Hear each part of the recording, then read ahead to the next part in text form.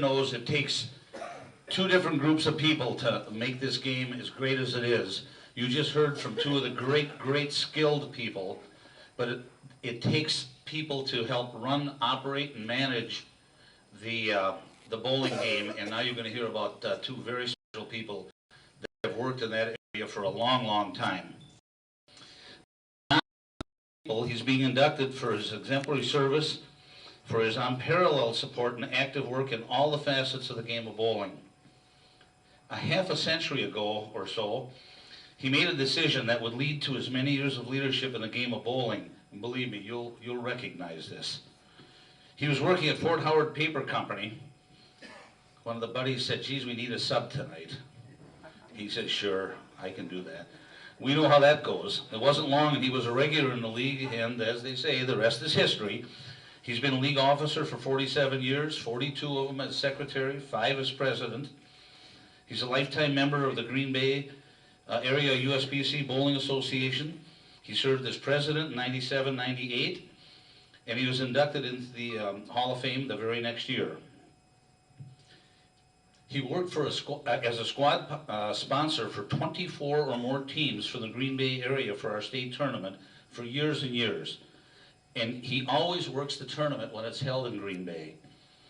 He can also be seen working local tournaments in the Green Bay area year after year. And John's a good bowler in his own right. He had a 300 game and a 299 game to his credit, and he's participated in many ABC and USBC tournaments over the years. But you know, he's very proud of those honor scores, but when I talked to him a week or two ago, he was very quick to point out he has 3 sons. All of them have a 300 game, at least one. As does one grandson, and he got to see all of them. That's pretty cool.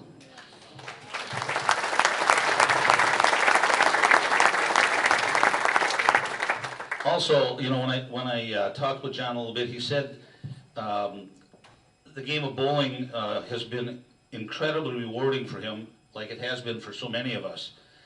And it's been the many friendships that he made that were and continue to be the big part of his love for this game. And I think that's a theme you hear from every single person that gets up here.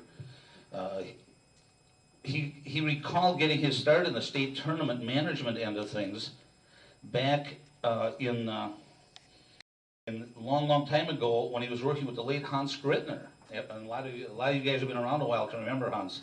And then he worked with the late Norm Gritzmacher, more recently with Phil Laporte and others along the way. He has committed and continues to commit hundreds of hours and days upon days in the management of the game of bowling. We're very fortunate to have a leader like that among us to help make this game better all the time. I present to you our newest member of the Hall of Fame, John Tyczkowski.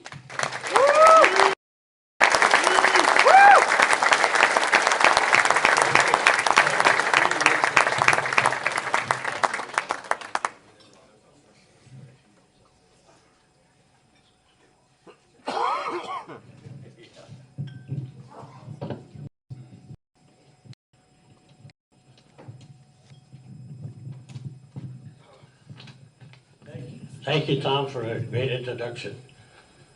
I am deeply honored to be inducted in the State Bowling Hall of Fame tonight. I have thoroughly enjoyed my participation and involvement in the sport of bowling of the past 50 years. My dedication to bowling came very easily to me because I truly enjoy it. Over the years, I have met, bowled, and worked with a lot of interesting and great people who share the same passion as I do for the wonderful sport of indoor bowling.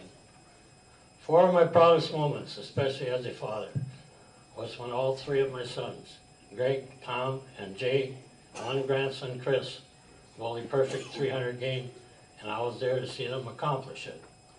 Greg with 1 bowled in the state tournament at Valero Lanes, Tom with 3, Jay with 1, Chris with 2, and me with 1, all bowled in league bowling, making us a 3-generation family. Go bowlers.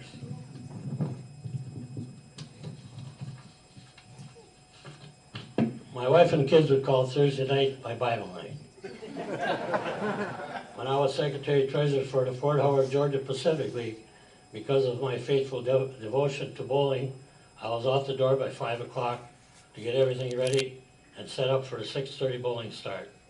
If a major snowstorm was forecast for Thursday, it would not be unusual for some of my family to call and tease me that bowling was going to be canceled. I always said I would never cancel bowling until we had a foot of snow. For the record, that happened once in March 1997. We were in Huntsville, Alabama, bowling international, sitting by the pool, enjoying old fashions. When we heard Green Bay was getting 14 inches of snow, I believe all of Green Bay was shut down that night. I would like to thank the following involved bowlers: Wayne Teskey, John Lundquist, and Reggie Dockstetter, for submitting my name for this nomination tonight. It has been my pleasure to work with all of you over the years. I would like to thank all of my family and friends gathered here tonight to share in this honor with me. My wife, Charlotte, I celebrated 60 years of marriage in October.